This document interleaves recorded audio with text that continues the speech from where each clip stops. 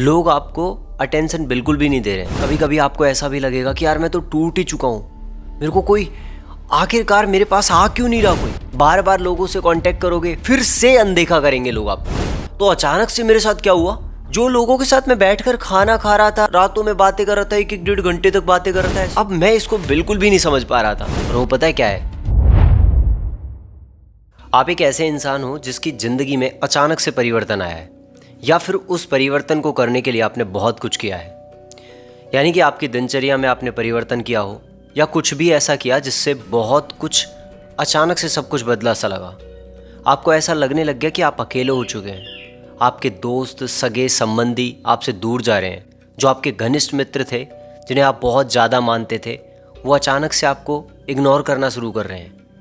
लोग आपको अटेंशन बिल्कुल भी नहीं दे रहे हैं। जहाँ पर आप कॉल कर रहे हो या किसी से कांटेक्ट में जा रहे हो या कुछ भी ऐसा है, तो लोग आपको जानकर अनदेखा कर रहे हैं। तो समझ जाइए, आपकी ज़िंदगी में एक सबसे बड़ा निर्देश मिल चुका है आपको। और वो पता है क्या है, आप अपनी स्पिरिचुअल जर्नी में आ चुके हैं। ऐसा एक इंसान के साथ तभी होता है जब वो अपनी स्पिरिचुअल जर्नी में आता है, तो लोग उसे छोड़ कर जा रहे होते हैं, क्योंकि आपका कांटेक्ट फिर सीधा सीधा अपने ईश्वर के साथ होता है। आप रिलेट करना, जैसे ही आपने अचानक से अपनी दिनचर्या में परिवर्तन किया या फिर आप ईश्वर की भक्ति में जा रहे हैं, तो आप देखोगे लोग आपसे दूर जा रहे हैं, लोग आपको अनदेखा कर रहे हैं। क्यों? क्योंकि आप स्पिरिचुअल हो रहे हैं। आप अचानक से अपने आप को इतना ज़्यादा अकेला फील करने लग जाओगे, आपको लगेगा कि यार मेरे पास तो कोई बचा ही नहीं है। लोगों से कांटेक्ट करोगे, लोग अनदेखा कर रहे हैं आपको। ऐसा ही होता रहेगा आपके साथ। अब ऐसा हो रहा है तो इसको होने दो, ये कोई गलत नहीं है।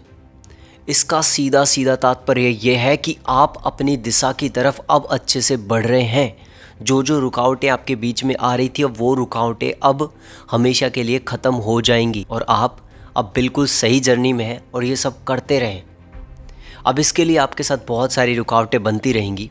अब बीच बीच में आपको ऐसा लगेगा कि यार मैं डिप्रेस्ड हो रहा हूँ, मेरे पास कुछ नहीं बच रहा है।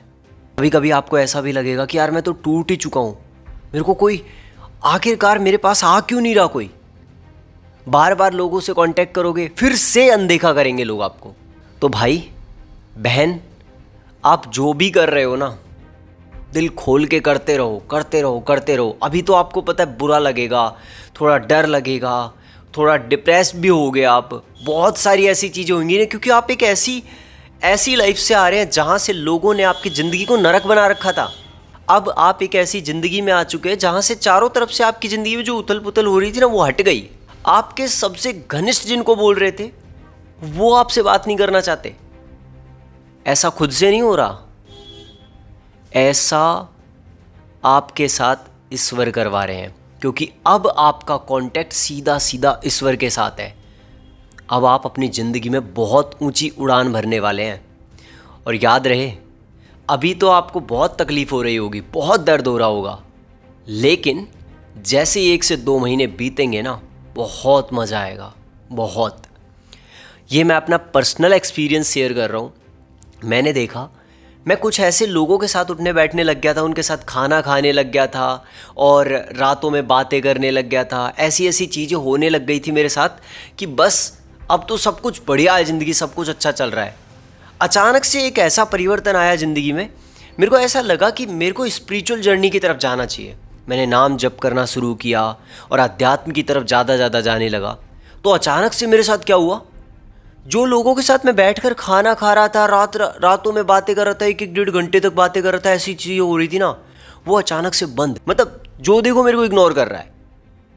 अब मैं इसको बिल्कुल भी नहीं समझ पा रहा था। एक दिन प्रेमानंद जी महाराज की मैंने कुछ बातें सुनी, तब से मेरे को वो हिट हो गया और मेरे माइंड के अंदर बात चली गई थी कि ये इसलिए हुआ है।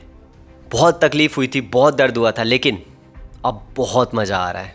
सच्ची में बहुत मज़ा आ रहा है। और अगर ये आपके साथ हो रहा है ना, तो बस बहुत सही हो रहा है आपके साथ। Congratulations for that.